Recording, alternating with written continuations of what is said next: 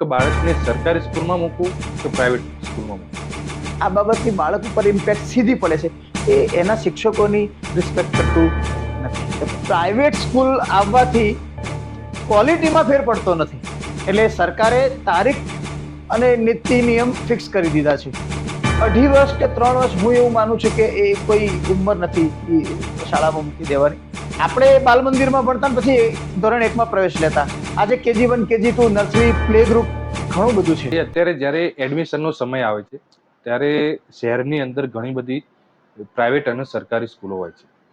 તો પહેલો જ પ્રશ્ન કે બાળકને સરકારી સ્કૂલમાં મૂકવું કે પ્રાઇવેટ સ્કૂલમાં મૂકવું, એના માટે શું કહેશો? દેવાંગભાઈ, આમાં એવું છે કે લોકો એવું માને છે, હું નથી માનતો, કે સરકારી સ્કૂલોમાં ધ્યાન રાખવા વાળું કોઈ નથી હોતું. આજે ક્રેઝ ઇંગ્લિશ મીડિયમનો એટલા માટે પણ છે કે એક તો બસની વ્યવસ્થા, સેફટી, બીજું કે આપ જાણો જ છો કે વાલીઓના વોટ્સએપ ગ્રુપ પણ હોય. તમામ પ્રકારની માહિતી, બાળક કેટલા વાગે પહોંચ્યું, કેટલા વાગે નીકળે છે, એબસેન્ટ હોય તો એબસેન્ટ છે, પ્રેઝન્ટ છે, આ બધી જ માહિતી સવારે જ પહેલો ક્લાસ ચાલુ થાય અને વાલી સુધી પહોંચી જાય. એટલે ઇંગ્લિશ મીડિયમ સ્કૂલો અથવા વધુ ફી લેતી સ્કૂલો, ગુજરાતી મીડિયમ હોય કે ઇંગ્લિશ મીડિયમ, પ્રાઇવેટ સ્કૂલની વાત છે, એ લોકોએ આ સિસ્ટમ બનાવેલી છે. એટલે વાલીને એક વિશ્વાસ પડે કે મારું બાળક સેફ છે. બીજું, વાલીઓ એવું માને છે કે પ્રાઇવેટ સ્કૂલ્સમાં શિક્ષકો પર વોચ હોય, એમનું કામ કરવાની પદ્ધતિ ફિક્સ હોય, અને સરકારી સ્કૂલોમાં કોઈની વોચ હોતી નથી. બીજું કે આપણે ફી ભરીએ છીએ વધારે, એટલે સારો અને હોશિયાર સ્ટાફ રાખવામાં આવે એ પણ એક વાત છે. સારી લોકાલિટી હોય એ પણ એક કારણ છે. એટલે સરકારી સ્કૂલોમાં લોકાલિટીનો પ્રશ્ન આજે છે જ. બીજું, વાલીઓ એવું માને છે કે સરકારી શિક્ષકો બહુ કામ કરતા નથી, પ્રાઇવેટમાં એના પર વોચ હોય શિક્ષકો પર, એટલે કામ કરતા હોય. બીજું, તમે જાહેરાતો વાંચો છો, અઠવાડિક ટેસ્ટ,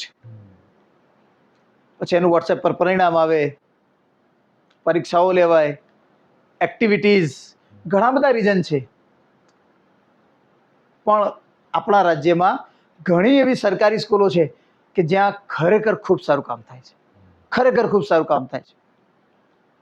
એટલે એવું નથી, સરકારી સ્કૂલોમાં પણ એડમિશન લઈ શકાય, ગ્રાન્ટેડ સ્કૂલોમાં પણ લઈ શકાય, અને પ્રાઇવેટ સ્કૂલમાં પણ. પ્રાઇવેટ સ્કૂલમાં મેં કહ્યું એમ પદ્ધતિ બદલવાની જરૂર તો છે જ. એક, વાલીઓ ઇન્ટરફિયરન્સ બંધ કરી દેવું જોઈએ. આપ ગમે એટલી ફી ભરો છો, શાળાનું શિક્ષણ છે શાળા પર છોડી દો. કારણ કે આની ઇમ્પેક્ટ બાળકો પર એવી પડે છે, વાલીઓ જો આવા એટીટ્યુડથી ઇન્ટરફિયરન્સ કરે તો બાળકો એમના ટીચરની રિસ્પેક્ટ પછી છોડી દે છે. બાળક નાની એમથી જો ફરિયાદ ઘેર કરે ને, એમ કેમ કરે, ચાલ હું આવું છું, આ બાબતની બાળક ઉપર ઇમ્પેક્ટ સીધી પડે છે. એ એના શિક્ષકોની રિસ્પેક્ટ કરતું નથી. એટલે રૂલ્સ રેગ્યુલેશન શાળાના જે છે એ પાલન કરવા જોઈએ. બીજું, સરકારી શાળાઓમાં એક રૂટીન પ્રોસેસ ચાલે છે. સરકારી શાળાઓમાં શિક્ષકો જો મહેનત કરે તો હજુ પરિણામ બદલાઈ શકે એમ છે. ઘણી સ્કૂલો છે એમાં સરકારે છેલ્લા કેટલાક વર્ષોમાં મેરિટ બેઝ ઉપર ભરતી કરી છે, એમાં સારા શિક્ષકો, સારા યુવાનો મળ્યા છે.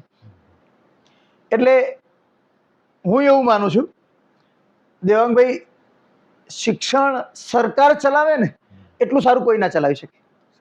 કારણ કે સરકાર પાસે મશીનરી છે, ખર્ચ કરવાની ક્ષમતા છે.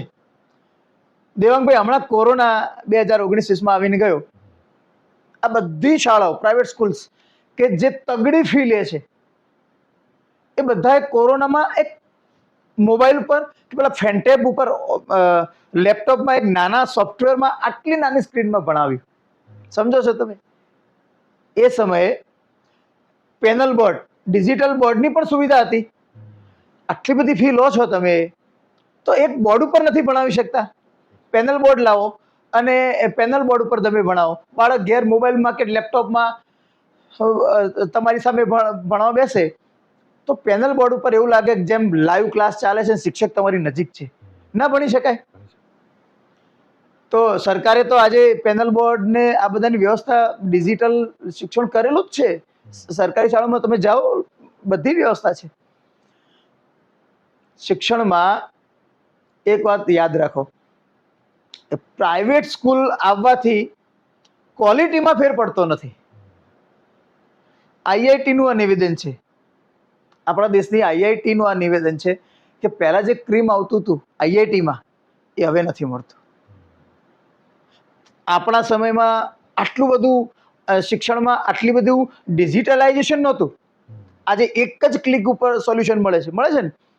આપણે શિક્ષક ઉપર ડિપેન્ડેડ હતા કે વધુમાં વધુ નવનીત કે ગાઈડ હતી આપણને ગાઈડ કરવા માટે. આજે એવા સોફ્ટવેર છે કે તમે ગણિતના દાખલાની રકમ સ્કેન કરો તો એનું સોલ્યુશન મળે. આર્ટિફિશિયલ ઇન્ટેલિજન્સની એક વેબસાઇટ એવી પણ છે કે તમે કોઈ ટોપિક ઉપર ખાલી બોલો કે મને આ ટોપિક ઉપર ડિટેલમાં સમજણ આપો, તો આખું સોલ્યુશન તમને સ્ક્રીન ઉપર મળે છે. આજે શિક્ષક ઓન કોલ છે. શિક્ષક ઓન કોલ પ્રાઇવેટ સ્કૂલોમાં એવું છે કે વેકેશન દરમિયાન શિક્ષકોને ઓર્ડર આપી દીધા હોય કે તમે ઘેર જવાનું બાળકને અને ભણાવવાનું. બાર સાયન્સમાં જ્યારે રીડિંગ ચાલતું હોય ત્યારે શિક્ષકો એના કોઈ ટોપિકમાં મુશ્કેલી હોય તો બાળક ફોન કરીને શિક્ષક ઘેર જઈને ભણાવે. This is too much. આ બંધ કરવું જોઈએ.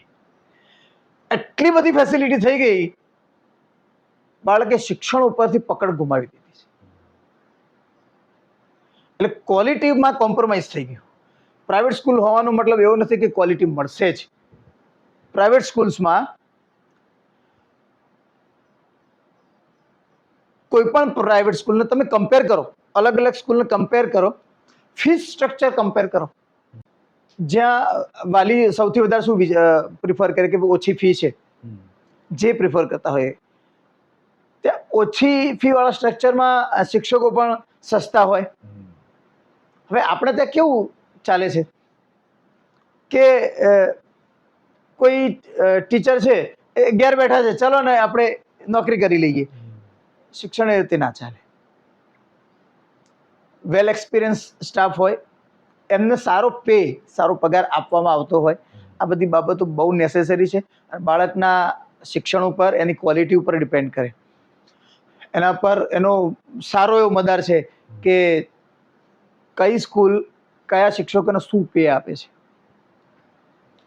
તો શાળા પસંદગી માટે આ બહુ અગત્યનું છે. પણ આપણને સમજણ નથી હોતી કે આપણને ખબર નથી કે ભાઈ શિક્ષકોને શું પગાર આપવામાં આવે છે.